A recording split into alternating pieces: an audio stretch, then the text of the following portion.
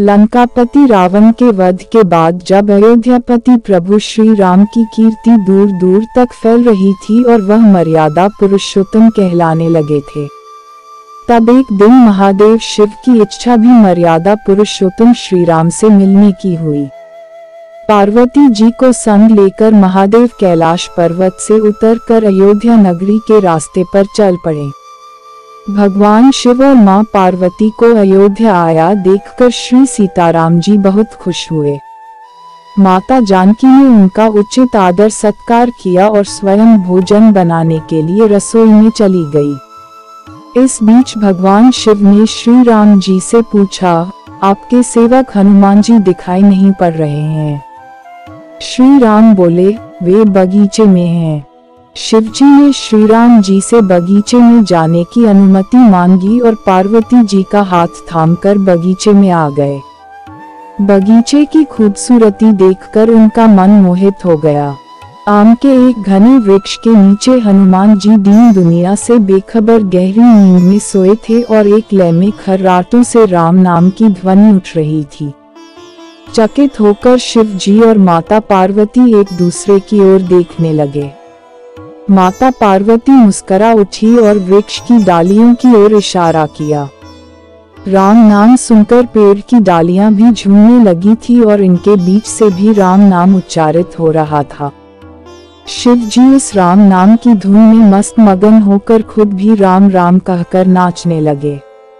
माता पार्वती जी ने भी अपने पति का अनुसरण किया और अपने कोमल पांव थिरकाने लगी।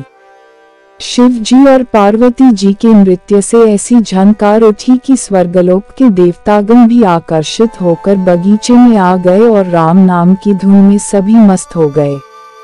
माता जानकी भोजन तैयार करके प्रतीक्षारत थी, परंतु संध्या घिरने तक भी अतिथि नहीं पधारे। तब अपने देवर लक्ष्मण जी को बगीचे में भेजा। लक्ष्मण जी तो स्वयं को श्री राम का सेवक ही मानते थे। अब बगीचे में आकर जब उन्होंने धरती पर स्वर्ग का नजारा देखा तो खुद भी राम नाम की धुन में झूम उठे। महल में माता जानकी परेशान हो रही थी कि अभी तक भोजन ग्रहण करने कोई भी क्यों नहीं आया। उन्होंने श्री राम जी से कहा, भोजन ठंडा हो रहा है, चलिए हम ही जाकर बगीचे में से सभी को ले लाएं। जब सीताराम जी बगीचे में गए तो वहां राम नाम की धूम मची हुई थी। हनुमान जी गहरी नींद में सोए हुए थे और उनके खर्राटों से अभी तक राम नाम निकल रहा था। श्री सियाराम भाव विह्वल हो उठे। राम जी ने हनुमान जी को नींद से जगाया और प्रेम से उनकी तरफ निहारने लगे। हनुमान जी प्रभु को आया देख शीघ्रता से उठ खड़े हुए। नृत्य का समाभंग हो गया।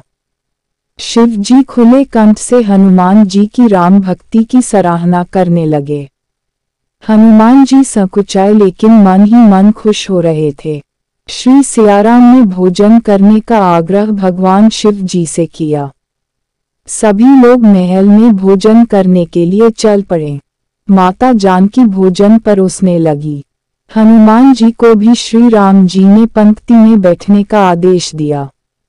हनुमान जी बैठ तो गए, परंतु आदत ऐसी थी कि राम जी के भोजन करने के उपरांत ही सभी लोग भोजन करते थे। आज श्री राम के आदेश से पहले भोजन करना पड़ रहा था। माता जानकी हनुमान जी को भोजन परोसती जा रही थी, पर हनुमान का पेट ही नहीं भर रहा था। सीता जी कुछ समय तक तो उन्हें भोजन परोसती रही, फिर समझ गई इस तरह से तो हनुमान जी का पेट नहीं भरेगा। उन्होंने तुलसी के एक पत्ते पर राम नाम लिखा और भोजन के साथ हनुमान जी को परोस दिया। तुलसी पत्र खाते ही हनुमान जी को संतुष्टि मिली और वह भोजन खाकर उठ खड़े हुए। भगवान शिव शंकर ने प्रसन्न होकर हनुमान जी को आशीर्वाद दिया कि आपकी राम भक्ति युगों युगों तक याद की जाएगी और आप संकट मोचन कहलाएंगे। संकट हरै मिटे सब पीरा, जो सुमिरै हनुमत बलबीरा। जय जय श्री राम, जय शिव शंकर, जय जय श्री वीर हनुमान।